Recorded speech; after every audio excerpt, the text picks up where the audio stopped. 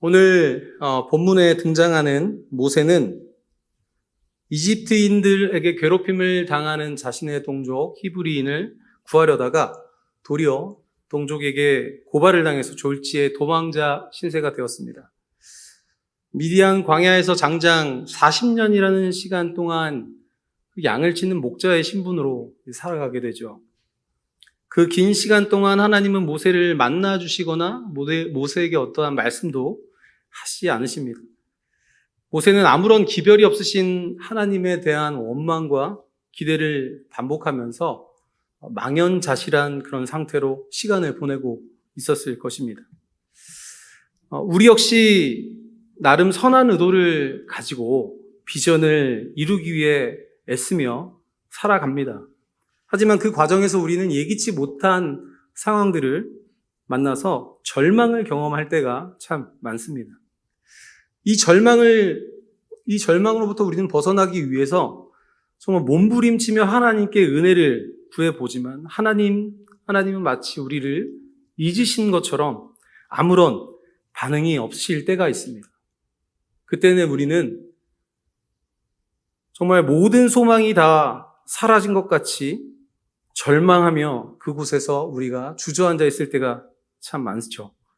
그런데 오늘 본문 말씀을 통해서 하나님이 깊은 절망 가운데 있는 성도에게 은혜를 베푸신다라고 말씀해주고 계십니다.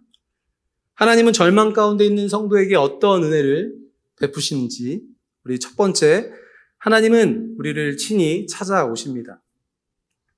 오늘 이 말씀 가운데 광야에는 풀이 적었습니다. 그래서 모세가 양들에게 먹일 풀을 찾아서 서쪽으로 이동을 하던 길이었는데 그러다가 호렙산이라는 곳에 다다르게 되죠. 하나님께서 왜 모세의 발걸음을 호렙산으로 인도하고 계시는 걸까요? 성경에서 이 호렙산은 굉장히 중요한 의미를 가지고 있습니다. 호렙산의 다른 이름은 신의 산입니다. 이 신의 산은 주로 하나님의 임재를 나타내는 장소로 성경에 많이 기록되어 있는데 출애굽기 19장에는 이스라엘 백성들이 출애굽해서 처음으로 진을 친 장소로서 모세를 통해 하나님이 율법을 주신 장소이기도 하고 열왕기상 19장에는 하나님께서 엘리야를 만나 주시기도 한 그런 장소입니다. 오늘 방금 읽은 이 본 구절 말씀에 보면 호렙산을 하나님의 산이라고 칭하고 있습니다. 성경에서 이 산이라는 것은 주로 하나님의 권세를 상징합니다. 그런데 반면 이 호렙이라는 단어는 어떤 의미를 가지고 있냐면 메마른 땅, 황폐한 땅이라는 의미를 가지고 있습니다. 그래서 언뜻 보면 마치 호렙산을 하나님의 산이라고 칭하는 것은 모순적인 표현처럼 보이죠. 그런데 이 의미는 어떤 의미를 내포하고 있냐면 하나님과의 관계가 깨어져 목마르고 이 황폐한 모습으로 살아가는 하나님의 백성들을 하나님께서 친히 돌보시고 다스리신다라는 의미를 가지고 있습니다. 성경에서 모세의 이 미디안 광야에서의 40년의 시간에 대해서 자세히 기록하고 있지는 않지만 모세에게 있어서 이 시간은 정말 공허함과 어떤 허무함을 극도로 경험하는 시간이었을 것입니다. 모세는 오랜 시간 자신의 처지에 대해서 하나님께 호소했을 것입니다. 그러면서 속히 자신의 이 상태를 하나님이 개입해 오심으로써 모든 것들을 원점으로 돌려주시기를 간절히 바라는 마음으로 하나님께 수없이 기도를 올려드렸을 것입니다. 근데 1년이 흐르고 10년이 흐르고 40년이 흘러도 아무런 반응이 없는 것 같은 묵묵부답하시는 하나님에 대해서 이제는 정말 무기력한 상태로 멍하니 시간을 보내고 있었을지 모르겠습니다. 그러던 어느 날 하나님께서 광야에서 외롭게 양을 치고 있는 모세를 친히 찾아오십니다. 오늘 2절 말씀을 함께 보겠습니다. 여호와의 사자가 떨기나무 가운데로부터 나오는 불꽃 안에서 그에게 나타나시니라. 그가 보니 떨기나무에 불이 붙었으나 그 떨기나무가 사라지지 아니하는지라. 여기 떨기나무에 불이 붙는 이런 일들은 사실 광야에서는 이 건조한 광야에서는 기후적인 특성상 자연발화로 인해서 종종 일어나는 그런 일들이었습니다.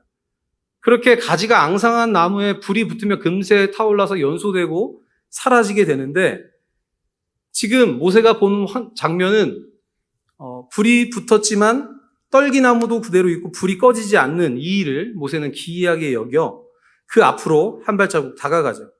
3절 말씀에 이에 모세가 이르되 내가 돌이켜 가서 이 큰 광경을 보리라. 떨기나무가 어찌하여 타지 아니하는고 하니.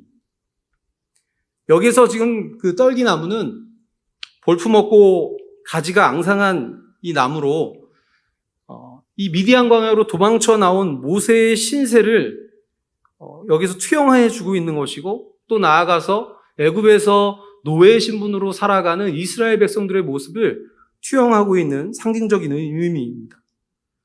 그러므로 여호와의 사자가 떨기나무에 불로 임했다라는 것은 그렇게 보잘것없는 떨기와 나무와 같은 모세를 찾아와 주신 것이고, 또 장차 이스라엘 백성들을 구원하실 것이라는 예언적인 사건이라고 이 일을 해석할 수 있습니다. 오늘 본문에 등장하는 이 호렙산 그리고 떨기나무는 결국 오늘날 우리의 모습을 투영하고 있다라고도 얘기할 수 있습니다. 우리의 모습은 어떤가요? 메마르고 황폐하며 볼품없이 말라서 뜨거운 햇볕에 금방 타들어갈 것 같은, 정말 작게 불어오는 바람에도 수없이 흔들리는 우리의 모습. 저는 제 인생을 바라보면서 정말 이 떨기나무와 내 인생이 닮아있다라는 생각을 많이 하게 됩니다. 그 이유는 제가 목회자로 살아가면서도 미래에 대한 너무나 큰 두려움을 가지고 살고 있기 때문입니다. 제가 지금은 하늘사랑교회에서 이렇게 훈련받고 또 맡겨주신 사명을 잘인지 모르겠지만 감당을 하고 있습니다만, 이후에 과연 하나님께서 나를 어떤 길로 또 인도하실까에 대한 두려움이 있습니다. 제가 지금까지 살면서 제 인생은 항상 하나님의 인도하심 속에서 무르르듯 왔습니다. 그 어떤 것도 제가 원해서 하고 싶은 계획을 짜서 된 일은 하나도 없고, 모든 것이 정말 하나님의 인도하심 가운데 순탄하게 무르르듯 흘러왔는데, 제 안에는 늘 두려움이 있습니다. 이후의 행복뿐만 아니라 제가 항상 마음에 언젠가는 선교지에 반드시 돌아가리라 라는 마음을 가지고 있는데, 그것에 대한 불투명한 제 미래, 그리고 하나님께서 저에게 가정을 맡겨주셨는데 그 가정을 말씀 위에 잘 세울 수 있는 가장인가, 그리고 새 자녀를 내가 정말 믿음으로 잘 길러낼 수 있는 부모인가, 이런 많은 고민들을 하면서 제가 밤을 새우는 날도 참 많습니다. 많은 성도들이 하나님께서 친히 우리의 앞길을 인도해 주실 것이라는 분명한 믿음을 가지고 살아가고 있지만, 미래에 대한 두려운 마음을 가지고 살고 있을 것이라고 생각합니다. 이러한 고민 속에서 아무것도 해결되지 않은 것 같은 이 상태로 시간이 흘러가는 듯 보이지만, 하나님은 그런 우리를 방치해 두시지 않고 우리를 만나시기 위해 우리의 발걸음을 만남의 장소로 인도하십니다. 오늘 본문에서도 우리는 그 사실을 알 수 있는데, 하나님은 모세를 만나주시기 위해 세심한 계획을 세우십니다. 4절 상반절 말씀입니다. 여호와께서 그가 보려고 돌이켜 오는 것을 보신지라. 하나님께서 이 모세의 이목을 끌기 위해 지금 이 모든 기이한 상황들을 연출하고 계십니다. 모세는 하나님의 오랜 침묵으로 인해서 지금 하나님이 자신을 인도하고 계신 것인지도 모르고 그저 이 기이한 현상에 홀리듯 이끌려 하나님이 부르시는 자리에 나왔지만, 하나님은 계획하신 가운데 세심하게 모세를 인도하고 계신 것이죠. 우리에게도 마찬가지입니다. 우리도 예기치 못한 상황 가운데 하나님이 우리를 찾아와 주십니다. 우리는 그것이 하나님께서 우리를 인도하시는 것인지 눈치채지 못할 때가 너무 많지만, 하나님께서는 항상 우리에게 집중하고 계시기 때문에 우리를 만날 그 시기를 항상 기다리고 계십니다. 이렇게 하나님이 모세를 찾아와 주셔서 모세를 만나 주셨을 때 모세의 반응은 의외의 반응을 보입니다. 6절 하반절입니다. 모세가 하나님 배웠기를 두려워하여 얼굴을 가리매. 모세가 그토록 하나님께 자신의 모든 신세를 한탄하며 하나님의 은혜를 구하며 호소했지만 막상 하나님의 얼굴을 만나 뵈었을 때는 두려워하는 모습입니다. 모세가 왜 두려워할까요? 사실 모세뿐만 아니라 우리도 마찬가지일 것입니다. 우리는 거룩한 하나님의 임재 앞에서 허물 많은 인간으로서 마땅히 이런 자세를 취하게 될 것입니다. 인간은 죄악으로 인해서 하나님을 온전히 마주할 수 없는 상태가 되었기 때문이죠. 창세기 3장 9절 10절 말씀에 보면 여호와 하나님이 아담을 부르시며 그에게 이르시되 내가 어디 있느냐? 내가 이르되 내가 동산에서 하나님의 소리를 듣고 내가 벗었으므로 두려워하여 숨었나이다. 선악과를 따먹은 아담과 하와는 하나님이 부르셨을 때 왜 숨었던 것일까요? 사단의 말대로 그들의 눈이 밝아졌기 때문이죠. 그들의 눈이 밝아져서 무엇이 보였을까요? 자신들의 불완전한 모습이 보이기 시작했습니다. 하나님 안에 있었을 때는 그런 불완전한 모습이 보이지 않았지만 하나님과의 관계가 깨진 이후에 자신들의 불완전한 모습을 보며 하나님을 대면했을 때 그들은 두려워했습니다. 하지만 하나님께서는 이런 깨어진 관계를 회복하시기 위해서 그들에게 가까이 다가오십니다. 창세기 3장 21절 말씀입니다. 여호와 하나님이 아담과 그의 아내를 위하여 가죽옷을 지어 입히시니라. 하나님을 피하여서 숨어버린 이 아담과 하와를 하나님은 외면하시거나 그들을 벌하고 계시지 않죠. 그들을 위해서 짐승의 피를 대신 흘리게 하심으로써 그들에게 가죽옷을 덮어주십니다. 여러분이 아시겠지만 가죽옷을 덮어준다는 것은 무슨 의미일까요? 하나님께서 그들과의 관계의 회복을 위해서 그들의 모든 죄와 허물을 덮으셨다라는 의미겠죠. 우리는 이 대목에서 하나님께서 우리와의 관계를 회복하시기 위한 이 열망을 가지고 계시다는 것을 알 수 있습니다. 하나님이 인간과 깨어진 관계를 회복하기 위해서 결단하신 일이 무엇일까요? 바로 예수 그리스도, 독생자 아들 예수 그리스도를 이 땅 가운데 보내주신 일입니다. 그렇게 하나님이신 예수님은 이 땅 가운데 육신의 몸을 입고 수치와 고통을 다 감수하시면서 우리를 친히 찾아와 주신 것이죠. 우리는 하나님의 사랑에 대한 이야기가 이제 지긋지긋하다 할 정도로 너무나도 익숙하고 지성적으로는 잘 알고 있습니다. 그런데 우리가 하나님의 사랑의 깊이를 어느 정도 실감하고 있나라고 생각해 봤을 때 우리의 죄악만큼 실감하고 있다라는 생각이 듭니다. 그래서 우리가 그 정도의 수준으로 하나님의 사랑을 가늠하고 있는 것 같습니다. 그래서 우리는 그 수준에서 모든 것이 하나님의 응답이 없고 우리의 상황이 절망적이다라고 느끼는 순간에 하나님의 그 무반응한 모습을 보며 분노하기도 하고 우리의 모든 내면에 있는 악들을 쏟아내기 마련입니다. 하지만 하나님이 이미 예수 그리스도의 십자가의 사건을 통해서 우리에게 그 완전한 사랑을 증명해 주셨습니다. 그리고 아까 말씀드렸듯이 모세를 찾아주셨듯이 적합한 시기에 우리를 만나시기 위해 늘 준비하고 계십니다. 우리에게 아무런 소망이 없다고 느끼는 그 자리는 하나님께서 우리를 만나주시기에 가장 적합한 시기라 저는 생각합니다. 왜냐하면 우리는 예수님 외에 의존할 다른 대상이 없다라고 느끼는 자리에서 비로소 진짜 예수님을 의존하기 때문이죠. 혹시 지금 여러분의 삶 속에서 여전히 절망 가운데 여러분이 정말 나는 정말 떨기나무와 같이 저 언제 불타오를지 모르고 언제 내가 뿌리 뽑힐지 모르는 연약한 모습으로 서 있다고 생각하신다면 지금 하나님을 만나기에 가장 적절한 시기를 보내고 있구나라는 마음을 가지고 하나님께서 우리를 찾아와 주시는 그 시간을 겸손히 기다리면 될 것 같습니다. 여러분, 하나님은 절망 가운데 있는 성도에게 또 어떤 은혜를 베푸실까요? 두 번째로 사명을 주십니다. 모세는 하나님께서 애굽에서 노예로 살아가고 있는 이스라엘 백성들을, 자기 백성들을 방치하신다고 오해를 하고 있었을 것입니다. 왜냐하면 모세가 애굽을 떠나올 때 이미 이스라엘 백성들이 이 애굽 땅에서 400년 정도를 머물고 있었거든요.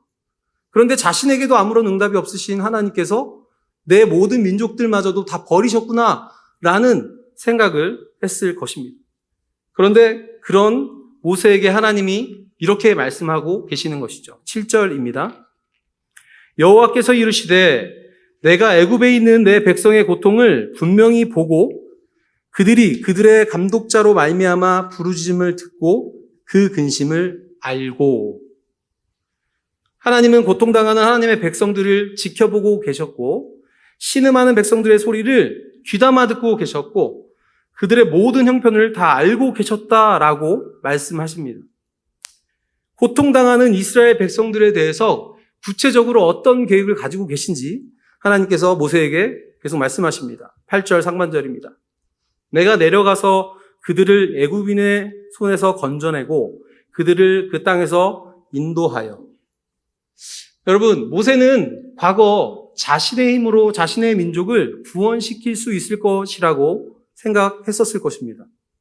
이집트의 왕족으로서 언젠가는 자신의 가진 권세로 자신의 민족들을 다 노예로부터 해방시켜서 하나님 백성의 공동체를 이루어 하나님의 영광을 돌리는 나라를 건설해야겠다라는 큰 포부를 가지고 있었을 것입니다. 그런데 하나님의 생각은 달랐습니다. 하나님께서는 모세가 가진 세상의 권세가 아니라 하나님의 능력과 권세로 하나님의 방법에 따라 하나님 나라를 세우시기를 원하셨던 것이죠. 그래서 하나님께서 친히 애굽인들의 손에서 이스라엘 백성들을 구원하심으로 그들을 약속의 땅으로 인도해내실 것이라고 말씀하십니다. 8절 하반절입니다. 아름답고 광대한 땅, 젖과 꿀이 흐르는 땅, 곧 가나안 족속, 헷 족속, 아므리 족속, 브리스 족속, 히위 족속, 여부스 족속의 지방에 데려가려 하노라. 지금 하나님께서 말씀하시는 이 약속의 땅은 어디일까요? 이 크고 아름답고 젖과 꿀이 흐르는 땅, 바로 가나안 땅이죠. 근데 지금 그곳에 누가 살고 있다고 얘기하나요? 방금 말씀을 읽었듯이 가나안 족속, 헷 족속, 아모리 족속, 브리스 족속, 히위 족속, 여부스 족속, 이들이 살고 있는 땅입니다. 이들은 이미 하나님을 믿는 족속들일까요? 네, 그렇지 않습니다.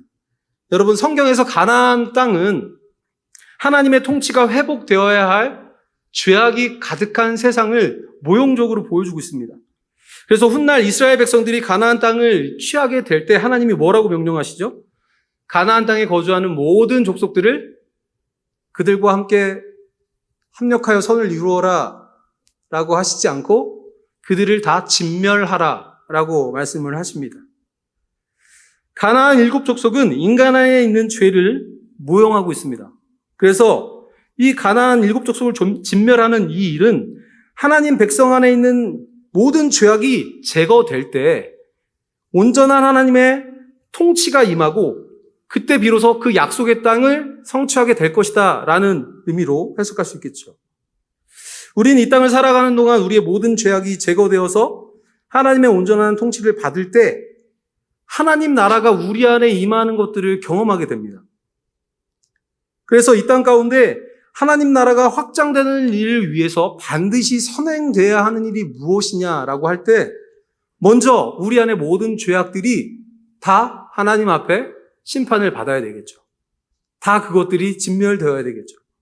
그리고 하나님의 온전한 통치를 이루는 것들을 우리가 목도하게 되겠죠. 근데 반대로 우리는 하나님의 능력이 아닌 우리의 능력과 노력을 통해 하나님 나라가 확장될 것이라는 생각을 참 종종 하는 것을 보게 됩니다. 그래서 우리 편에서 우리는 열심히 비전도 세웁니다. 이렇게 해서 하나님 나라를 확장해야지. 하지만 하나님은 온전한 통치 아래 있는 하나님의 백성을 통해서만 하나님의 뜻을 이루시며 하나님 나라를 세우시는 분이십니다. 모세 역시 40년의 이 긴 시간 동안 자신에게 더 이상 기대할 것이 없다는 사실을 깨달은 그 자리에서 하나님으로부터 사명을 받게 됩니다. 9절, 10절 말씀입니다. 이제 가라. 이스라엘 자손의 부르짖음이 내게 달하고 애굽 사람이 그를 괴롭히는 학대도 내가 보았으니 이제 내가 너를 바로에게 보내어 너에게 내 백성 이스라엘 자손을 애굽에서 인도하여 내게 하리라. 과거 모세는 동족을 구하는 일에 굉장히 열정이 있었던 사람이라고 아까 소개를 했습니다. 그런데 정작 하나님께서 모세를 통해 이런 큰 비전과 사명을 주셨을 때 모세의 태도는 어떤지 오늘 본문을 넘어선 그 다음 말씀이지만 출애굽기 3장 11절 말씀을 한번 보겠습니다. 모세가 하나님께 아뢰되 내가 누구이기에 바로에게 가며 이스라엘 자손을 애굽에게서 인도하여 내리이까. 과거 자신이 이집트의 왕자였을 당시에는 기세등등해서 자신의 민족들을 자신이 구원해 내리라는 어떤 열망이 가득했다면 이제는 자신의 보잘것없는 실체, 본 모습을 깨닫고는 두려움에 떨고 있습니다.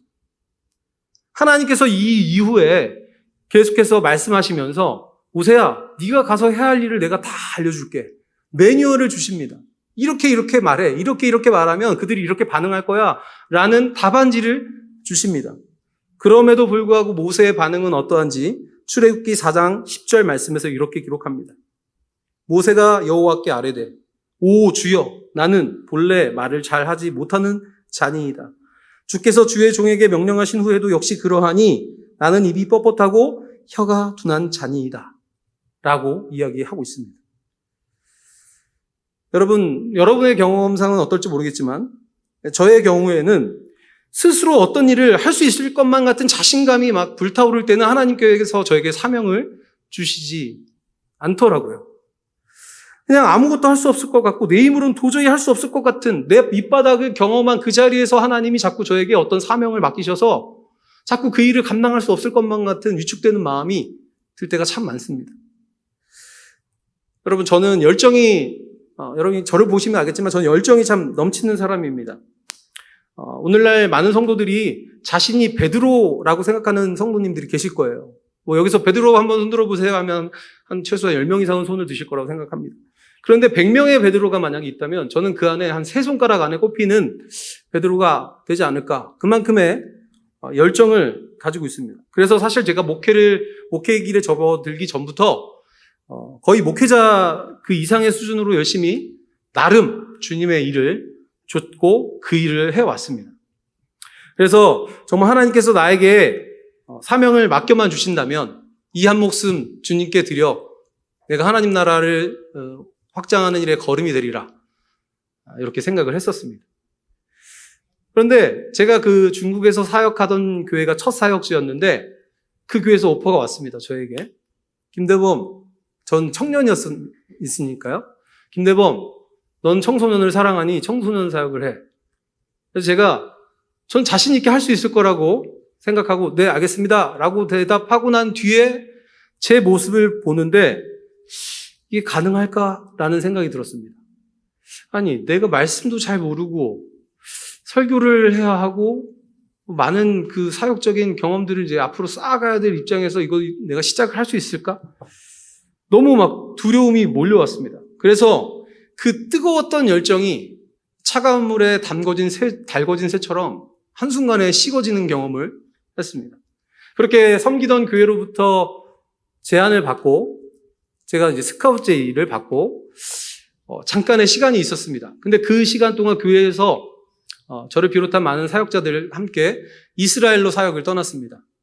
이스라엘 사역에 대한 이야기를 하려면 제 아내를 만난 얘기를 해야 되지만 오늘은 그 얘기는 접어두고 제가 이스라엘에 가서 2주 정도의 사역을 하는 동안 되게 놀라운 경험을 하게 되었는데 그 2주간의 사역에 모인 사람들이 어떤 사람들이었냐면 전 세계 각국에 흩어져 있는 한인들이었습니다.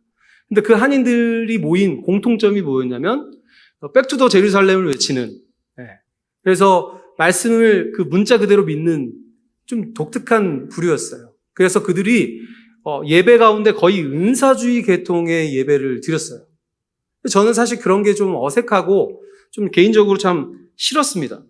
그래서 예배를 하게 되면 순서가 뭐냐면 말씀은 한 5분 전하고 거의 방언으로 기도하고 그리고 찬양을 불러도 그분들은 외국어로 하는 게 아니라 방언으로 찬양을 하고 방언하면 옆에서 어떤 사람이 붙잡고 통변을 하는 그런 분위기. 그리고 마지막은 항상 예언 기도로 마무리를 하는 그런 분위기였습니다. 그 자리에 모인 모든 무리가 예외 없이 이제 예언 기도를 받는 분위기 속에서 저는 이제 최대한 그걸 좀 피하고 싶어서 피하던 중에 결국은 붙잡혀서 예언 기도를 이제 받게 되었습니다. 근데 제가 되게 놀란 건 뭐였냐면 그 기도하시는 목사님이 저에게 딱 손을 대자마자 첫 마디가 사랑하는 아들아, 내가 너를 목회자로 불렀다. 왜 두려워하느냐? 그래서 제가 기도하다 눈을 떴습니다. 네? 이분 나를 아시는 분인가 싶어가지고 눈을 떴습니다. 그래서 혹시 담임 목사님이 사인을 주셨나 싶어서 담임 목사님을 봤는데 전혀 그런 분위기는 아니었습니다. 워낙 사람이 많았기 때문에 저를 신경 써줄 여력조차 없으셨을 것 같아요. 너무 놀랐습니다. 그분의 기도가 그것뿐만 아니라 그 뒤에 나오는 줄줄줄 나오는 말들이 너무 저의 전곡을 찌르고 저를 너무 잘 아는 사람처럼 얘기를 해서 제가 거기에 압도를 당할 듯 말 듯한 상황까지 잠깐 갔었습니다. 그리고 이성을 딱 잡고 정신 차려 김대범, 저건 아니야. 저건 하나님 음성이 아니야. 이렇게 생각하고 가만히 있었는데 가만히 생각을 해보니 하나님이 나를 진짜 부르셨다면, 목회자로 부르셨다면 저분 입술을 통해서만이 아니라 다른 사람들의 입술을 통해서도 나를 부르신 것을 확인시켜 주지 않을까 하는 마음에 또 기도 예배 시간이 다가왔을 때 이제 그 분위기가 어떤 분위기냐면 예언 기도를 할 수 있는 분들이 꽤 많았거든요. 이렇게 줄을 서서 기도를 합니다. 그래서 한 6, 7명이 이렇게 기도하는 사람들이 쭉 줄을 서요. 그러면 그 뒤에 사람들이 자기가 기도를 받고 싶은 그 목사님 줄에 줄을 섭니다. 제가 이제 한 200명 정도의 사람이 되니까 줄을 서도 또 서면 모르거든요. 그래서 제가 여기서부터 한 5명 정도의 목사님께 줄을 서가지고 기도를 받았습니다. 근데 이게 여러분이 믿으실지 안 믿으실지 모르겠지만 너무 놀랍게 저한테 다 똑같이 하나같이 아들아, 내가 널 목회자로 불렀는데 왜 두려워하느냐 이 말씀을 하시는 거예요. 그래서 뭐지? 이게 도대체 뭘까? 이게 정말 하나님이 나에게 이렇게 말씀하시는 것일까? 좀 혼란스러웠습니다. 그러다가 이제 자리를 쿰란이 발견된 그 유적지에 이제 가서 먼 땅을 바라보며 제가 야외 벤치에 이렇게 앉아 있는데 한 여자 목사님이 어머니같이 나이가 지긋하신 목사님이 여자 목사님이셨는데 이렇게 오시더니 제 등을 쓰다듬는 거예요. 그러면서 기도를 조용히 하셔요. 조용히 기도를 하시면서 혼자 이렇게 눈을 감고 계시다가 갑자기 이제 말씀을 하시는데 하나님의 말씀을 대언이라도 하듯 사랑하는 아들아, 내가 널 목회자로 불렀는데 왜 아직도 의심하니? 라고 하는 순간 제 안에 복받쳤던 어떤 감정들이 본물처럼 쏟아지면서 눈물이 막 났습니다. 여러분, 제가 지금 하려는 이야기가 그러니까 은사주의, 그 예언 기도는 맞는 것입니다. 여러분, 그런 걸 삼하십시오라고 얘기하는 게 아닙니다. 제가 이 예화를 하면서도 여러분이 설령 제 말씀 중에 이것만 기억이 남을까봐 좀 걱정이 되는데 여러분, 그런 게 아닙니다. 저는 지금까지도 예언에 대한 굉장히 부정적인 시각을 가지고 있고, 이것은 성경적이라고 보기에 참 어렵고 조심해야 될 부분이다. 물론 하나님의 역사는 우리가 제한할 수는 없지만 참 조심해야 될 부분이라고 생각을 합니다. 그런데 그때 당시 저의 연약한 믿음을 하나님이 붙잡아 주시기 위해 그 순간만큼 정말 하나님이 저에게 그렇게 말씀을 하셨나 보다라는 마음이 들었습니다. 그렇게 이스라엘에서 돌아온 뒤에 저는 마음에 결단을 하고 사역에 뛰어들었습니다. 사역을 시작한 후에 정말 많이 실수하고, 여러분, 저는 지금 목사가 됐는데도 막 실수 많이 하는데, 전도사 시절에는 누가 봐도, 지금도 목사가 아니지만 그때는 진짜 누가 봐도 전도사가 아니었습니다. 그런 제가, 정말 고삐 풀린 망아지, 야생마 같은 제가 정말 많은 시행착오를 겪었지만 하나님께서 그때마다 저의 연약함을 아시는 하나님께서 제가 정말 하나님의 은혜를 구할 때마다 지혜와 용기와 능력을 주셔서 그런 사역들을 정말 미미하게나마 감당하게 하셨습니다. 여러분, 제 안에 늘 드는 마음은 이겁니다. 과연 내가 무엇을 할 수 있을까? 내가 하나님의 영광을 위해서 무엇을 할 수 있을까? 나 같은 자를 하나님이 사용하실까? 라는 마음이 들 때 하나님은 오히려 그 마음을 통하여 우리의 마음 가운데 정말 하나님의 통치가 일어나는 것들을 경험하게 하시는 분이십니다.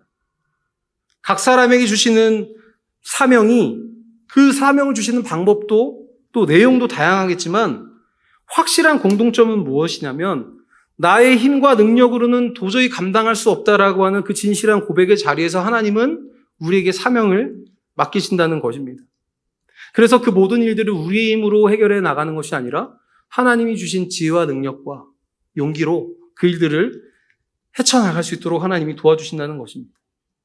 여러분, 하나님의 나라가 확장되는 방법은 이와 같습니다. 오늘 본문에 등장하는 모세의 이야기가 그러하듯 성경에 나타나는 모든 인물들의 이야기가 그러하듯 하나님은 하나님 스스로 하나님 나라를 확장할 수 있는 분이지만 연약한 자들을 들어서 하나님의 영광을 드러내십니다. 하나님의 나라를 확장해 가십니다. 이것이 하나님께서 하나님 나라를 이루시는 바로 십자가의 방법이라고 저는 확신합니다. 고린도전서 1장 23절 24절 말씀입니다.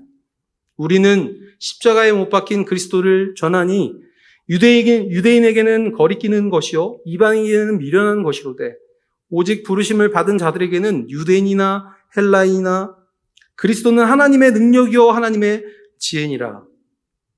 여러분, 예수님은 가지신 힘과 권세로 세상을 굴복시키시지 않았습니다. 예수님께서는 이 땅 가운데 가장 연약한 모습으로 성육신하셔서 자신의 생명을 내어주심으로 섬김과 희생을 통해 우리를 구원해내셨을 뿐만 아니라 이 땅 가운데 하나님의 나라가 임하게 하셨습니다. 여러분, 우리는 살아가면서 우리의 연약함을 보면서 의기소침하며 그 절망 가운데 머물러 있는 우리 자신들을 자책하며 그 자리에 주저앉아 있지만 하나님은 그런 우리를 그 상황 가운데 찾아와 주셔서 정말 예수 그리스도만 의지할 수밖에 없는 그 자리 가운데 우리를 찾아와 주셔서 하나님의 방법, 십자가의 방법으로 하나님 나라를 확장해 가십니다. 혹시 여러분들 가운데 지금도 절망 가운데 아무것도 의지할 수 없는 상태로 고통 가운데 정말 괴로워하시는 분들이 계시다면 오늘 말씀을 통해 우리에게 주시는 메시지와 같이 우리를 그 상황 가운데 친히 찾아와 주시고 우리에게 우리가 감당할 수 없는 사명을 맡기시며 그 일을 친히 행하시는 하나님을 경험하게 되는 저와 우리 모두가 되기를 예수 그리스도의 이름으로 축원드립니다.